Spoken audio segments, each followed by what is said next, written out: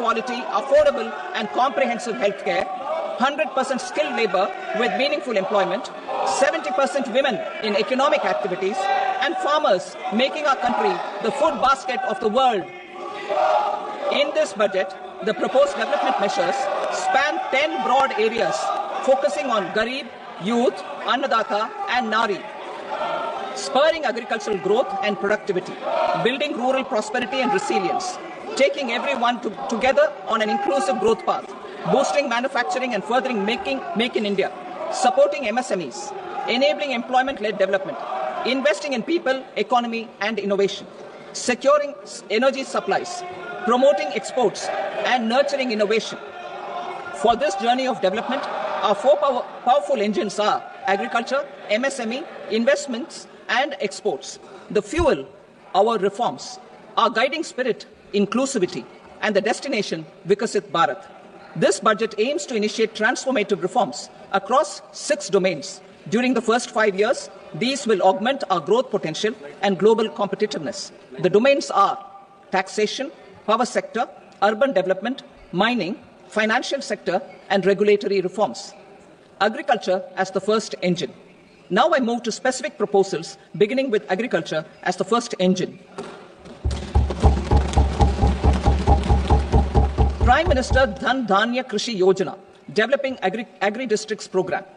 Motivated by the success of the aspirational district program, our government will undertake a Prime Minister Dhan Dhanya Krishi Yojana in partnership with states. Through the convergence of existing schemes and specialized measures, the program will cover 100 districts with low productivity, moderate crop intensity, and below average credit parameters. It aims to 1. Enhance agricultural productivity, 2. Adopt crop diversification and sustainable agricultural practices, 3. Augment post-harvest storage at the panchayat and block level, 4. Improve irrigation facilities, and 5. Facilitate availability of long-term and short-term credit. This program is likely to help 1.7 crore farmers. Building rural prosperity and resilience. A comprehensive multi-sectoral rural prosperity and resilience program will be launched in partnership with the states. This will address underemployment in agriculture through skilling, investment, technology, and invigorating the rural economy. The goal is to generate ample opportunities in rural areas so that migration is an option but not a necessity. The program will focus on rural women, young farmers, rural youth, marginal and small farmers, and landless families. The details are in Annexure A. Domestic best practices will be incorporated, and appropriate technical and financial assistance will be sought from multilateral development banks. In Phase 1, 100 developing agri-districts will be covered. Atmanirbharta in pulses. Our government is implementing the National Mission for Edible Oilseed for achieving Atmanirbharta in edible oils.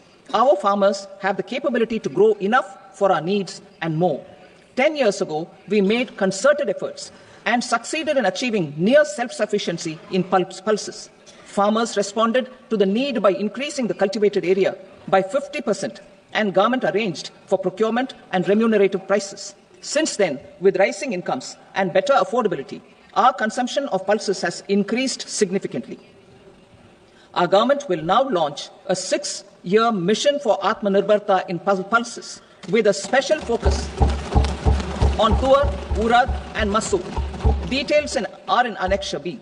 Central agencies such as NAFED and NCCF will be ready to procure these 3 pulses as much as offered during the next 4 years from farmers who register with these agencies and enter into agreements. Comprehensive program for vegetables and fruits. It is encouraging that our people are increasingly becoming aware of their nutritional needs. It is a sign of a society becoming healthier. With rising income levels, the consumption of vegetables, fruits, and Sri Anna is increasing significantly. A comprehensive program to promote production, efficient supplies, processing, and remunerative prices for farmers will be launched in partnership with the states. Appropriate institutional mechanisms for implementation and participation of farmer producer organizations and cooperatives will be set up. Makhana Board in Bihar. For this, there is a special opportunity for the people of Bihar. A Makana board will be established in the state to improve production, processing, value addition, and marketing of Makana.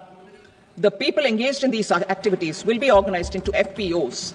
The board will provide hand-holding and training support to Makana farmers and will also work to ensure they receive the benefits of all relevant government schemes. A national mission on high-yielding seeds will be launched, aimed at 1. Strengthening research ecosystem, 2. Targeted development and propagation of seeds with high yield, pest resistance, and climate resilience, and 3. Commercial availability of more than 100 seed varieties released since July 2024. India ranks second largest globally in fish production and aquaculture. Seafood exports are valued at 60,000 crore rupees.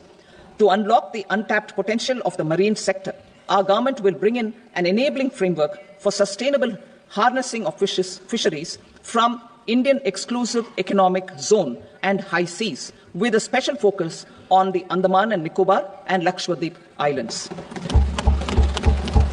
For the benefit of lakhs of cotton growing farmers, I am pleased to announce a mission for cotton productivity. This 5-year mission will facilitate significant improvements in productivity and sustainability of cotton farming and promote extra long staple cotton varieties. The best of science and technology support will be provided to farmers. Aligned with our integrated 5F vision for the textile sector, this will help in increasing incomes of the farmers and ensure a steady supply of quality cotton for rejuvenating India's traditional textile sector. Kisan credit cards facilitate short-term loans for 7.7 crore farmers, fishermen, and dairy farmers.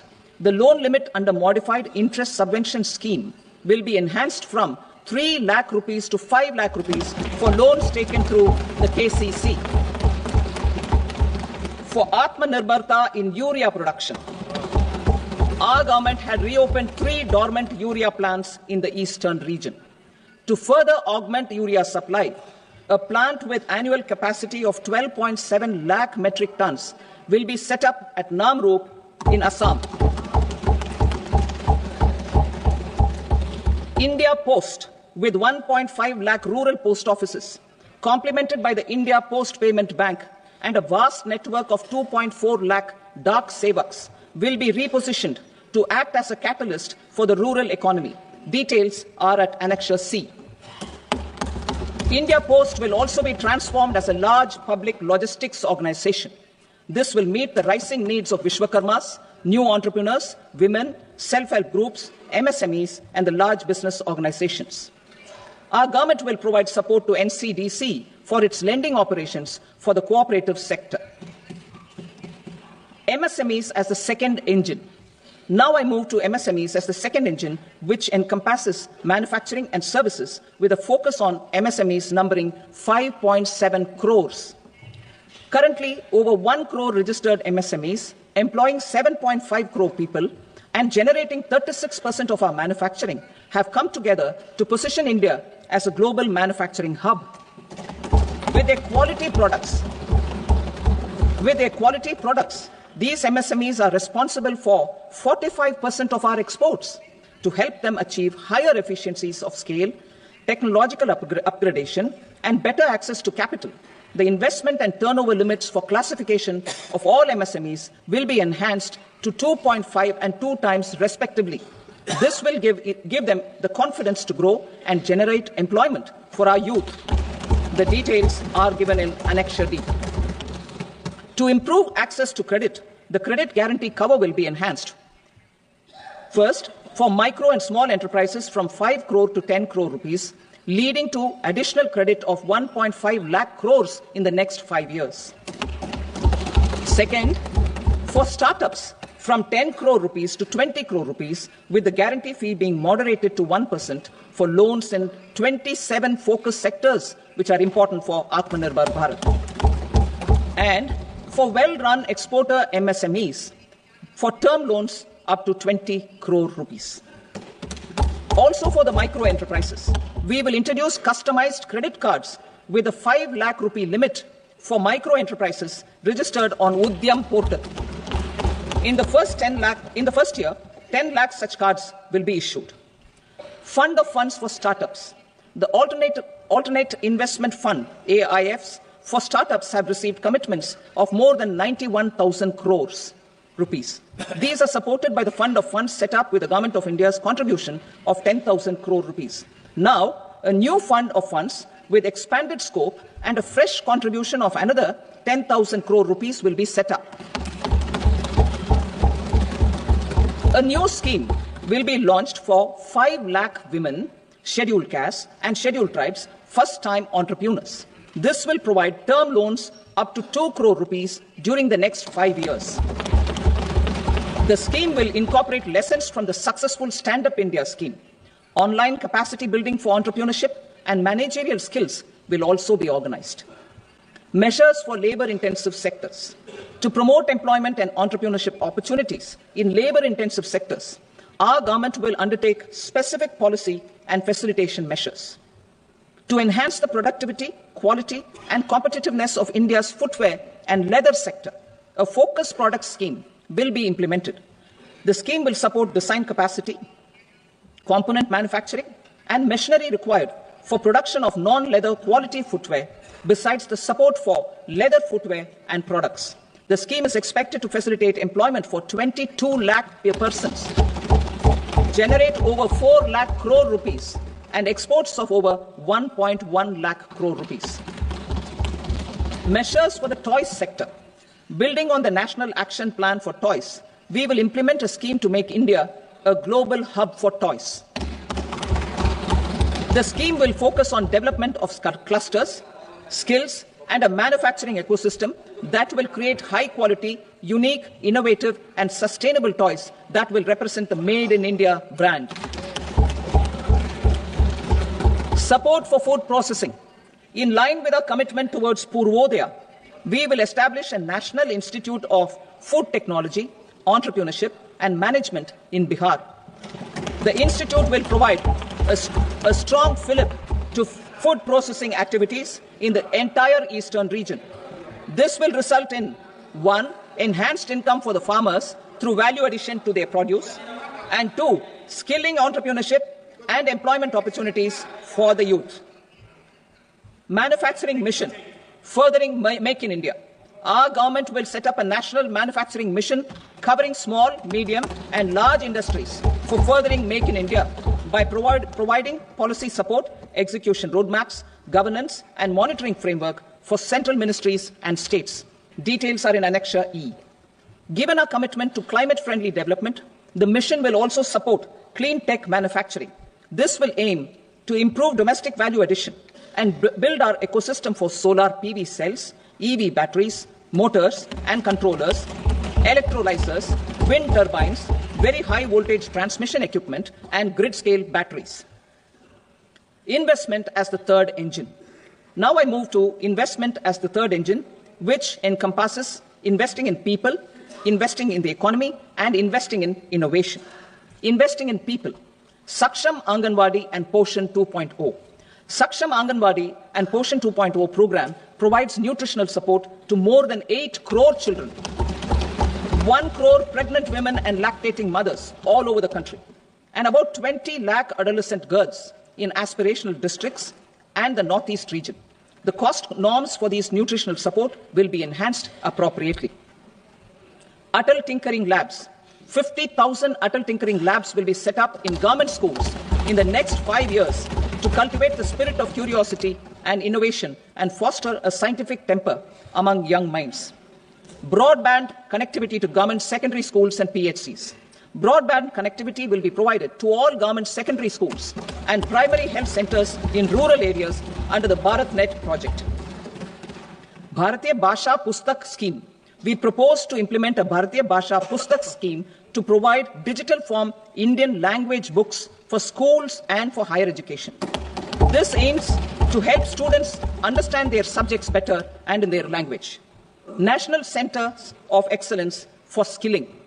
Building on the initiative announced in the July 24 budget, 5 National Centers of Excellence for Skilling will be set up with global expertise and partnerships to equip our youth with the skills required for Make for India, Make for the World manufacturing. The partnership will cover curriculum design, training of trainers, and a skills certification framework and periodic reviews. Expansion of capacity in IITs.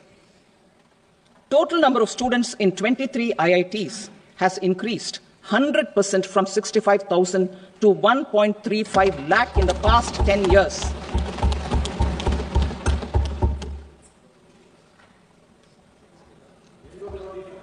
Additional infrastructure will be created in the 5 IITs started after 2014 to facilitate education for 6,500 more students.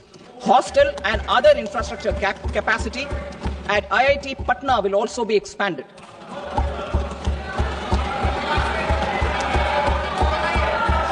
Center of Excellence.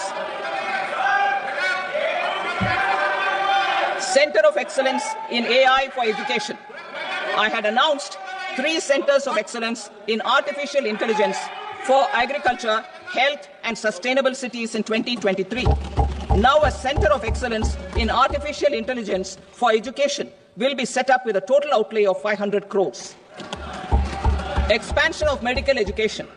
Our government has added almost 1.1 lakh undergraduate and postgraduate medical education seats in 10 years, an increase of 130%. In the next year, 10,000 additional seats will be added in medical colleges and hospitals towards the goal of adding 75,000 seats in the next 5 years.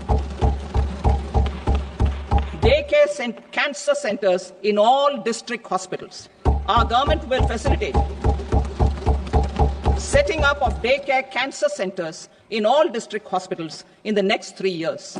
200 centers will be established in 25-26 itself. Strengthening urban livelihoods. Our government has been giving priority to assisting urban poor and vulnerable groups. A scheme for socio-economic upliftment of urban workers will be implemented to help them improve their incomes, have sustainable livelihoods, and a better quality of life.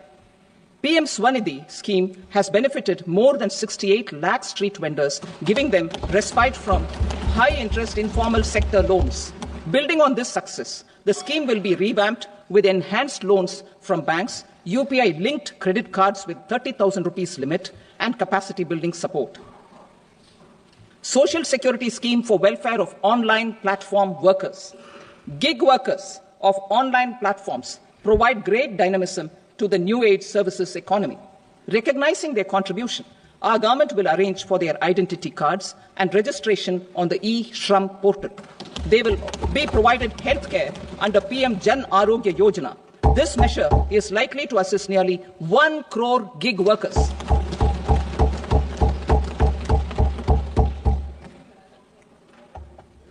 Investing in the economy. Public-private partnership in infrastructure. Each infrastructure-related ministry will come up with a 3-year pipeline of projects that can be implemented in PPP mode. States will also be encouraged to do so and can seek support from the India Infrastructure Project Development Fund, which is a scheme to prepare PPP proposals. Support to states for infrastructure. An outlay of 1.5 lakh crore is proposed for the 50-year interest-free loans to states for capital expenditure and incentives for reforms.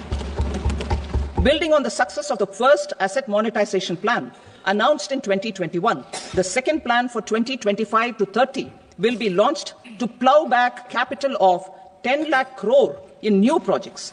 Regulatory and fiscal measures will be fine-tuned to support the plan. Jal Jeevan Mission. Since 2019, 15 crore households, representing 80% of India's rural population, have been provided access to portable tap water connections. To achieve 100% coverage, I am pleased to announce the extension of this mission until 2028 with an enhanced total outlay. The mission's focus will be on the quality of infrastructure and O&M of rural piped water supply schemes through Jan Bhagidari. A separate MOU or separate MOUs will be signed with the states and union territories to ensure sustainability and citizen-centric water services delivery. Urban sector reforms. Building on the July budget proposals, urban sector reforms related to governance, municipal services, urban land and planning will be incentivized. Urban Challenge Fund.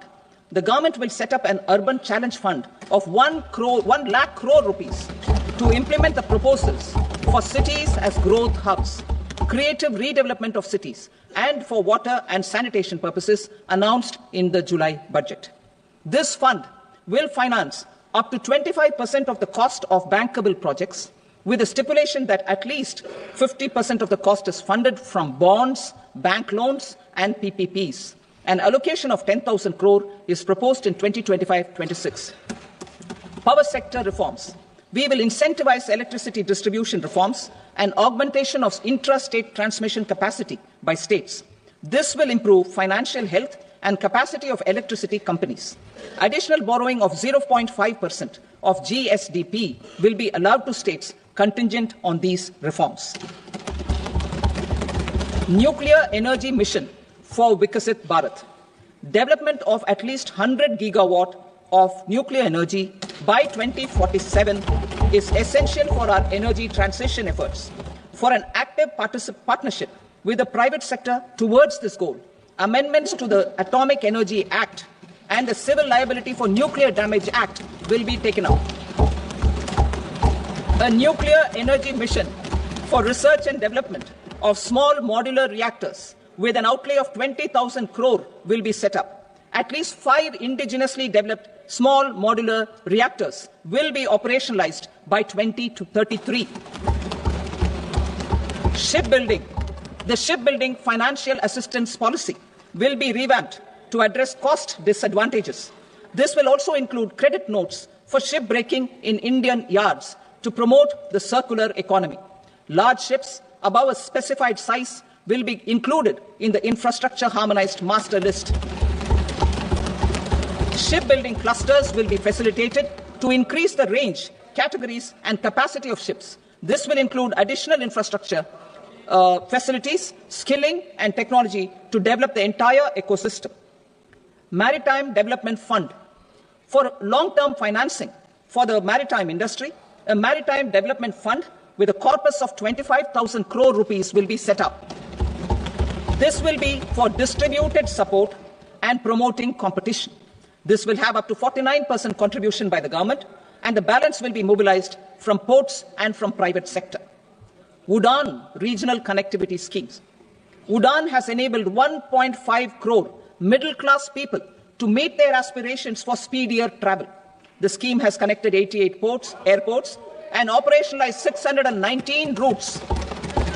Inspired by that success, a modified UDAN scheme will be launched to enhance regional connectivity to 120 new destinations and carry 4 crore passengers in the next 10 years. 4 crore additional passengers in the next 10 years. The scheme will also support helipads and smaller airports in hilly, aspirational, and northeast regional districts. Greenfield airports will be facilitated in Bihar to meet the future needs of the state. These will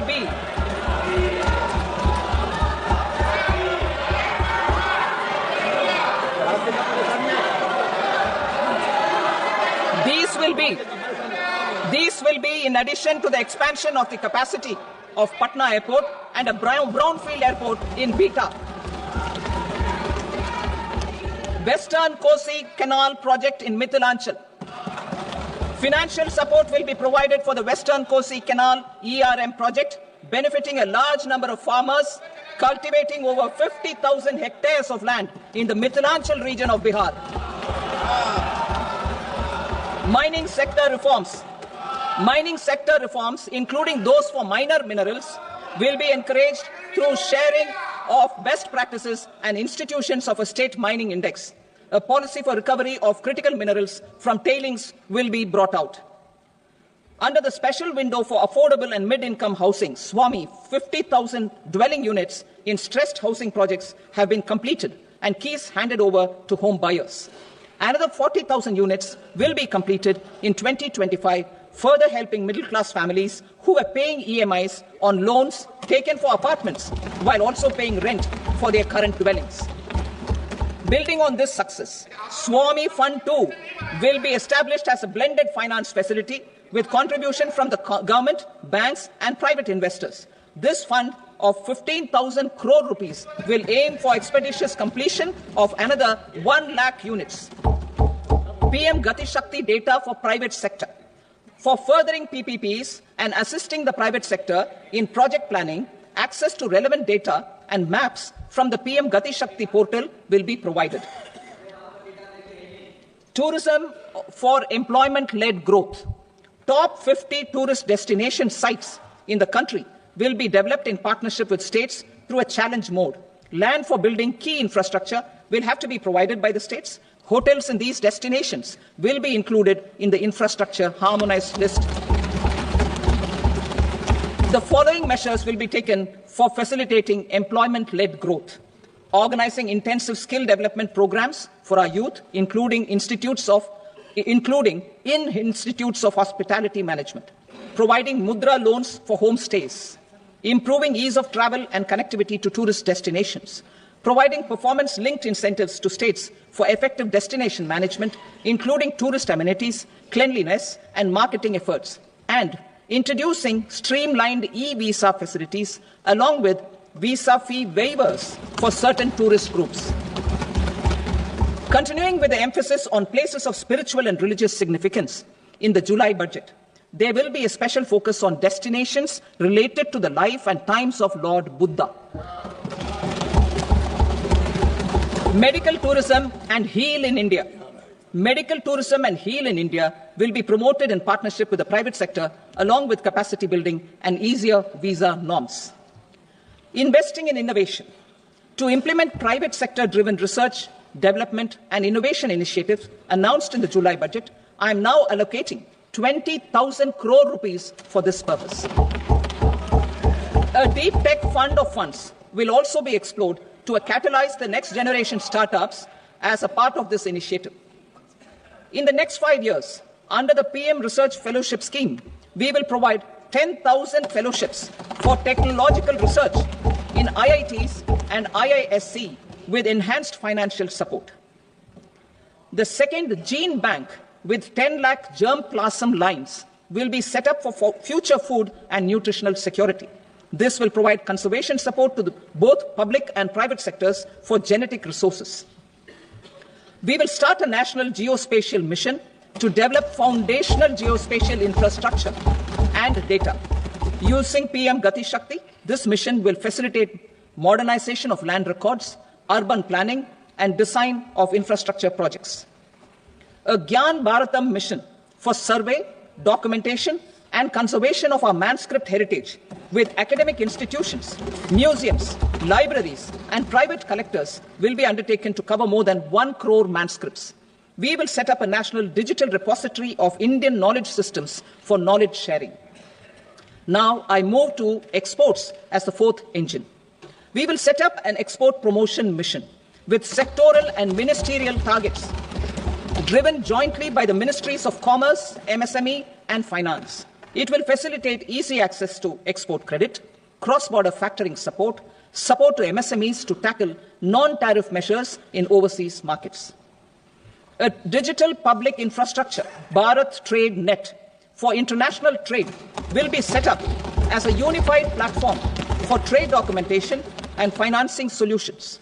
This will complement the Unified Logistics Interface platform. The BTN will be aligned with international practices. Support will be provided to develop domestic manufacturing capacities for our economy's integration with global supply chains. Sectors will be identified based on objective criteria. Facilitation groups with participation of senior officers and industry representatives will be formed for select products and supply chains. Through this, there are huge opportunities related to Industry 4.0, which needs high skills and talent. Our youth have both. Our government will support the domestic electronic equipment industry to leverage this opportunity for the benefit of our youth. A national framework will be formulated as guidance to states for promoting global capability centers in emerging Tier 2 cities. This will suggest measures for enhancing availability of talent and infrastructure, building bylaw reforms, and mechanisms for collaboration with industry. Our government will facilitate upgradation of infrastructure and warehousing for air cargo, including high-value perishable horticultural produce. Cargo screening and customs protocol will be streamlined and made user-friendly. Reforms as the fuel. Over the past 10 years, our government has implemented several reforms for convenience of taxpayers, such as faceless assessment, 2, taxpayer charter, 3, faster returns, 4, almost 99% returns being on self-assessment, and 5, Vivad Se Vishwas scheme.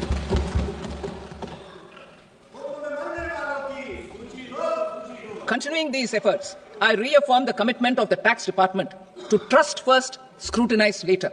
I also propose to introduce the new income tax bill next week. I will detail the indirect tax reforms and changes in direct taxes in Part B.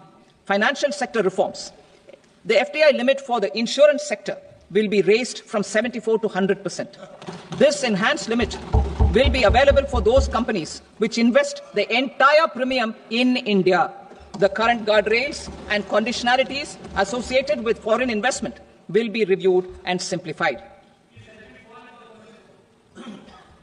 The services of India Post Payment Bank will be deepened and expanded in rural areas. NABFID will set up a partial credit enhancement facility for corporate bonds for infrastructure. Public sector banks will develop Grameen Credit Score Framework to serve the credit needs of SHG members and people in rural areas. A forum for regulatory coordination and development of pension products will be set up. To implement the earlier announcement on simplifying the KYC processes, the revamped Central KYC Registry will be rolled out in 2025. We will also implement a streamlined system for periodic updating. Requirements and procedures for speedy approval of company mergers will be rationalized. The scope for fast-track mergers will also be widened and the process made simpler. As proposed in the interim budget, we signed bilateral investment treaties with 2 countries in 2024 to encourage sustained foreign investment, and in the spirit of First Develop India, the current model BIT will be revamped and made more investor-friendly. In the last 10 years, in several aspects, including financial and non-financial, our government has demonstrated a steadfast commitment to ease of doing business. We are determined to ensure that our regulations must keep up with technological innovations and global policy developments. A light-touch regulatory framework based on principles and trust will unleash productivity and employment. Through this framework, we will update regulations that were made under old laws. To develop this modern, flexible, people-friendly and trust-based regulatory framework appropriate for the 21st century, I propose 4 specific measures. A high-level committee for regulatory reforms will be set up for a review of all non-financial sector regulations, certifications, licenses and permissions. The committee will be expected to make recommendations within a year. The objective is to strengthen trust-based economic governance and take transformational measures to enhance ease of doing business, especially in matters of inspection and compliances. States will be encouraged to join in this endeavour. An investment friendliness index of states will be launched in 2025 to further the spirit of competitive cooperative federalism. Under the Financial Stability and Development Council, a mechanism will be set up to evaluate impact of the current financial regulations and subsidiary instructions. It will also formulate a framework to enhance their responsiveness and development of the financial sector. In the Jan Vishwas Act 2023, more than 180 legal provisions were decriminalized. Our government will now bring up the Jan Vishwas Bill 2.0 to decriminalize more than 100 provisions in various laws. I now move to fiscal policy. In the July budget, I had committed to staying the course for fiscal consolidation. Our endeavour will be to keep the fiscal deficit each year such that central government debt remains on a declining path as a percentage of the GDP. The roadmap for the next 6 years has been detailed in the FRBM statement. Revised estimates for 2024-25. The revised estimate of the total receipts other than borrowings is 31.47 lakh crore rupees, of which the net tax receipts are 25.57 lakh crore rupees. The revised estimate of the total expenditure is 47.16 lakh crore rupees, of which the capital expenditure is about 10.18 lakh crore rupees. The revised estimate of the fiscal deficit is 4.8% of the GDP. Budget estimates for 25-26. Coming to 25-26, the total receipts other than borrowings and total expenditure are estimated at 34.96 lakh crore rupees and 50.65 lakh crore rupees respectively. The net tax receipts are estimated at 28.37 lakh crore rupees. The fiscal deficit is estimated to be 4.4% of GDP. To finance the fiscal deficit, the net market borrowings from dated securities are estimated at 11.54 lakh crore. The balance financing is expected to come from small savings and other sources. The gross market borrowings are estimated at 14.82 lakh crore rupees. I will now move to Part B. Indirect taxes. My proposals relating to customs aim to rationalize tariff structure and address duty inversion. These will also support domestic manufacturing and value addition, promote exports, facilitate trade, and provide relief to common people. Rationalization of customs tariff structure for industrial goods. As a part of comprehensive review of customs rate structure announced in July 2024 budget, I propose to 1. Remove 7 tariff rates. This is over and above the 7 tariff rates removed in 23-24 budget. After this, there will be only 8 remaining tariff rates, including 0 rate. 2. Apply appropriate cess to broadly maintain effective duty incidence, except on a few items where such incidence will reduce marginally. 3. Levy not more than 1 cess or surcharge. Therefore, I propose to exempt social welfare surcharge on 82 tariff lines that are subject to a cess. I shall now take up sector-specific proposals. To provide relief to patients, particularly those suffering from cancer, rare diseases, and other severe chronic diseases, I propose to add 36 life-saving drugs and medicines to the list of medicines fully exempted from basic custom duty. I also propose to add 6 life-saving medicines to the list attracting concessional custom duty of 5%. Full exemption and concessional duty will also respectively apply on the bulk drugs for manufacture of the above.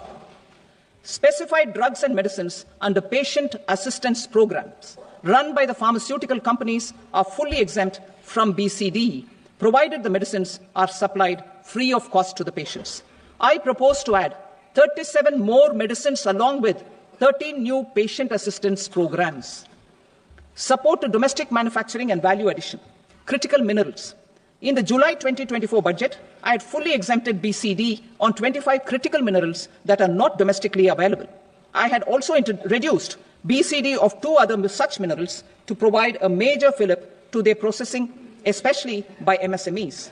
Now, I propose to fully exempt cobalt powder and waste, the scrap of lithium-ion battery, lead, zinc, and 12 more critical minerals. This will help secure the availability for manufacturing in India and promote more jobs for our youth.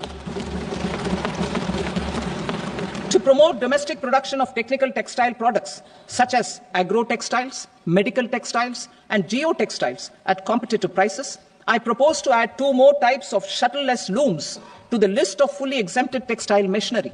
I also propose to revise the BCD rate on knitted fabrics covered by 9 tariff lines from 10 or 20 to 20% or 115 rupees per kg, whichever is higher.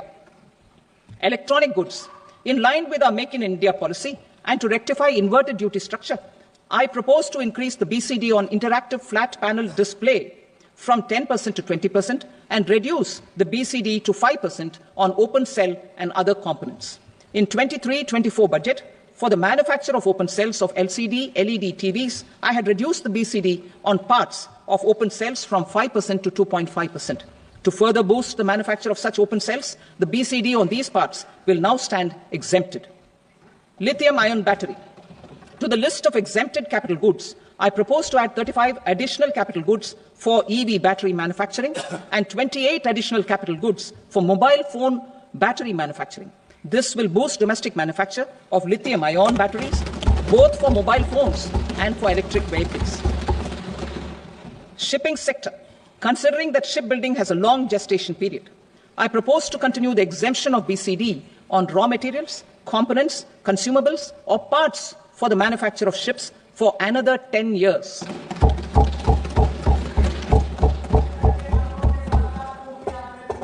I also propose the same dispensation for shipbreaking to make it more competitive. Telecommunication. To prevent classification disputes, I propose to reduce the BCD from 20% to 10% on carrier-grade Ethernet switches to make it at par with non-carrier-grade Ethernet switches. Export promotion. To facilitate exports of handicrafts, I propose to extend the time period for export from 6 months to 1 year, further extendable by another 3 months if required. I also propose to add 9 items to the list of duty-free inputs. Leather sector. I propose to fully exempt BCD on wet blue leather to facilitate imports for domestic value addition and employment. I also propose to exempt crust leather from 20% export duty to facilitate exports by small tanners. Marine products. To enhance India's competitiveness in the global seafood market, I propose to reduce BCD from 30% to 5% on frozen fish paste, surimi, for manufacture and export of its analog products. I also propose to reduce BCD from 15% to 5% on fish hydrolysates for manufacture of fish and shrimp feed. In July 2024 budget, to promote development of domestic MROs for aircraft and ships, I had extended the time limit for export of foreign origin goods that were imported for repairs from 6 months to 1 year and further extendable by 1 year. I now propose to extend the same dispensation for railway goods. Time limit for provisional assessment. Presently, the Customs Act 1962 does not provide any time limit to finalize provisional assessments, leading to uncertainty and cost to trade. As a measure of promoting ease of doing business, I propose to fix a time limit of 2 years, extendable by a year, for finalizing the provisional assessment. I propose to introduce a new provision that will enable importers or exporters, after clearance of goods, to voluntarily declare material facts and pay duty with interest but without penalty. This will incentivize voluntary compliance. However, this will not apply in cases where department has already initiated audit or investigation proceedings. For industry to better plan their imports, I propose to extend the time limit for the end use of imported inputs in the relevant rules from 6 months to 1 year. This will provide operational flexibility in view of cost and uncertainty of supply. Further, such importers will now have to file only quarterly statements instead of a monthly statement.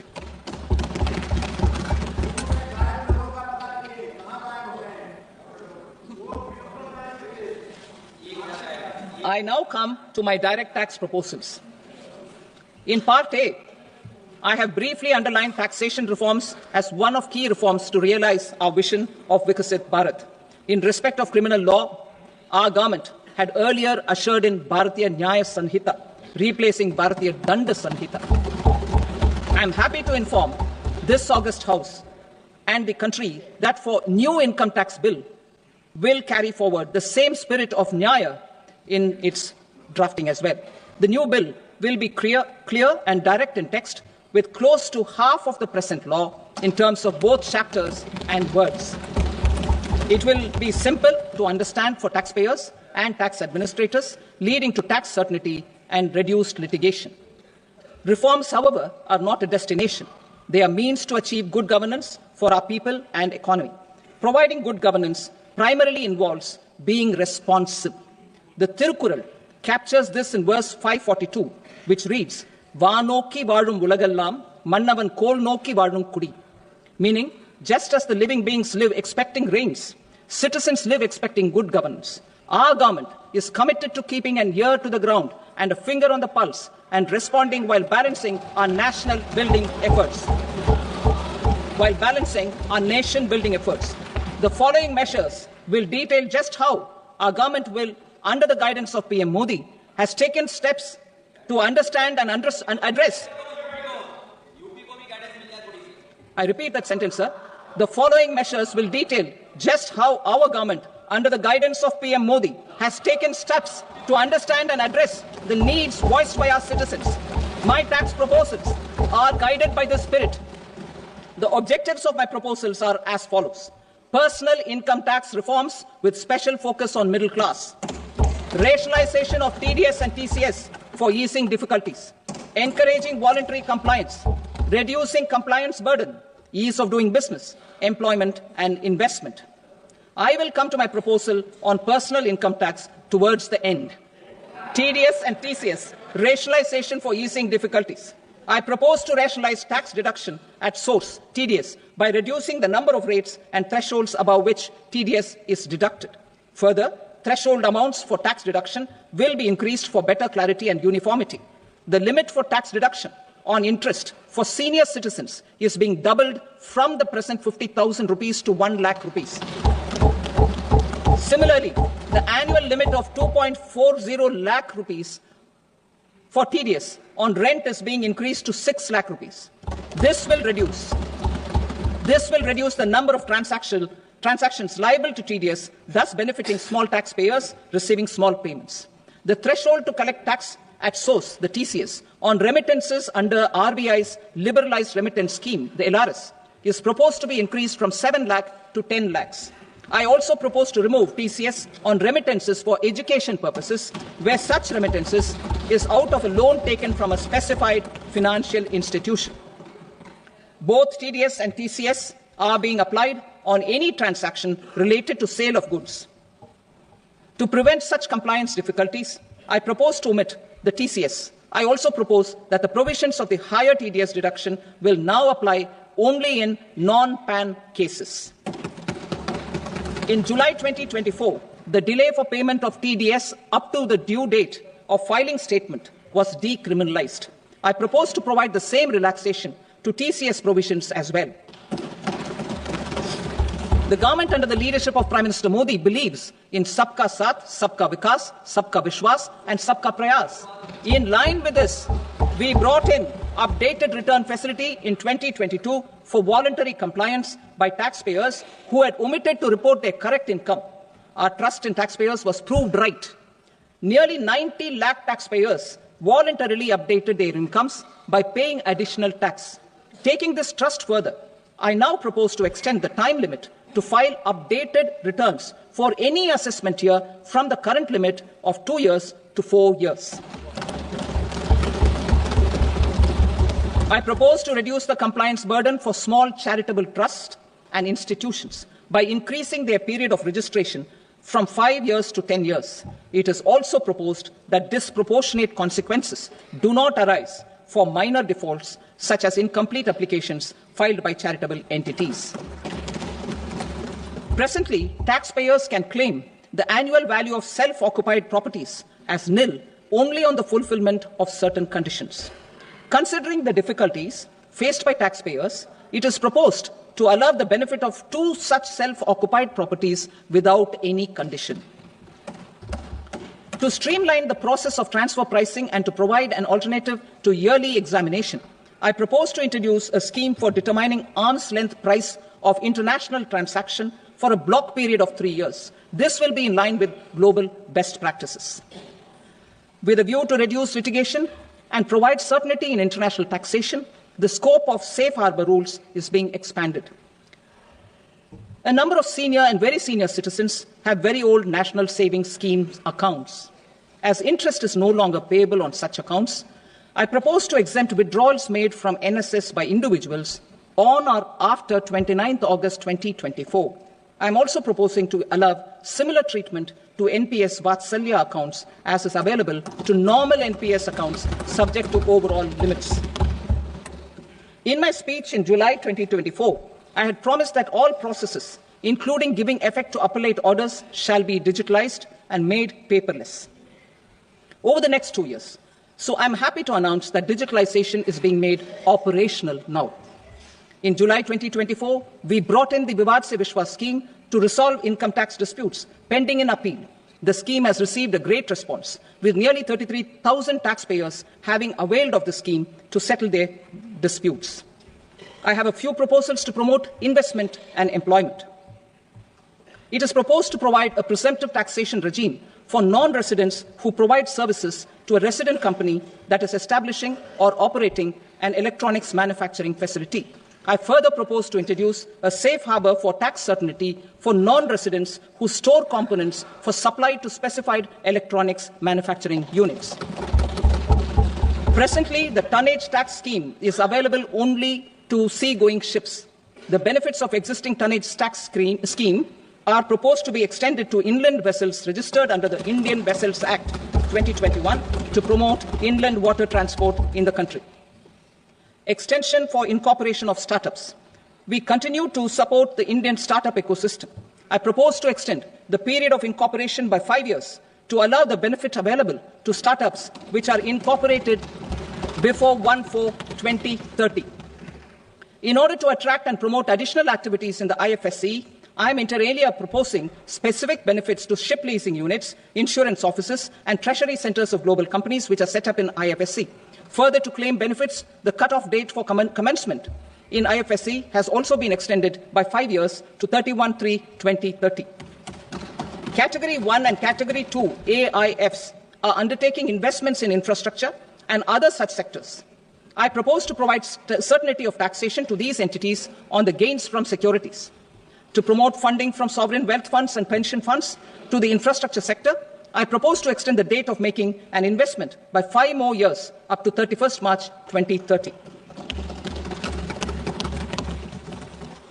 Personal income tax reforms with special focus on middle class. Democracy, demography, and demand are the key support pillars in our journey towards Vikasit Bharat. The middle class provides strength for India's growth.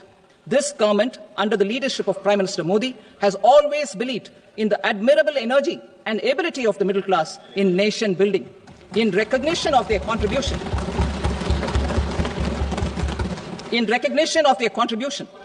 we have periodically reduced their tax burden. Right after 2014, the nil tax slab was raised to 2.5 lakhs of rupees, which was further raised to 5 lakh rupees in 2019 and to 7 lakh rupees in 2023. This is reflective of our government's trust on the middle-class taxpayers.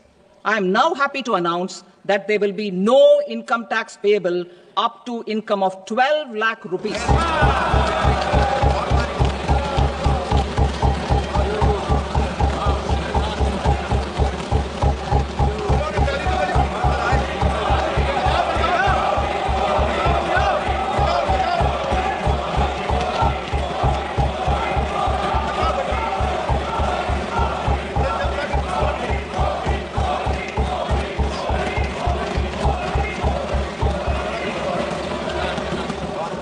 So, average income of 1 lakh per month, other than the special rate income such as capital gains, under the new regime.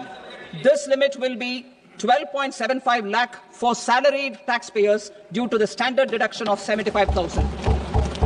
Slabs and rates are being changed across the board to benefit all taxpayers. The new structure will substantially reduce the taxes of the middle class and leave more money in their hands, boosting household consumption, savings, and investment. In the new tax regime, I propose to revise tax rate structures as follows. 0 to 4 lakh rupees nil, 4.8 lakh rupees to 4 to 8 lakh rupees 5%, 8 to 12 lakh rupees 10%, 12 to 16 lakh rupees 15%, 16 to 20 lakh rupees 20%, 20 to 24 lakh rupees 25%, and above 24 lakh rupees 30%. To taxpayers up to 12 lakh of normal income, other than special rate income such as capital gains. I read that again. To taxpayers up to 12 lakh of income, other than special rate income such as capital gains, tax rebate is being provided in addition to the benefit due to slab rate reduction in such a manner that there is no tax payable by them. The total tax benefit of slab rate changes and rebate at different income levels can be illustrated with a few examples. A taxpayer in the new regime with an income of 12 lakh rupees will get a benefit of 80,000 rupees in tax, which is 100% of tax payable as per the existing rates. A person having income of 18 lakh rupees will get a benefit of 70,000 rupees in tax, that is 30% of tax payable as per existing rates. A person with an income of 25 lakh gets a benefit of 1,10,000 rupees, that is 25% of his tax payable as per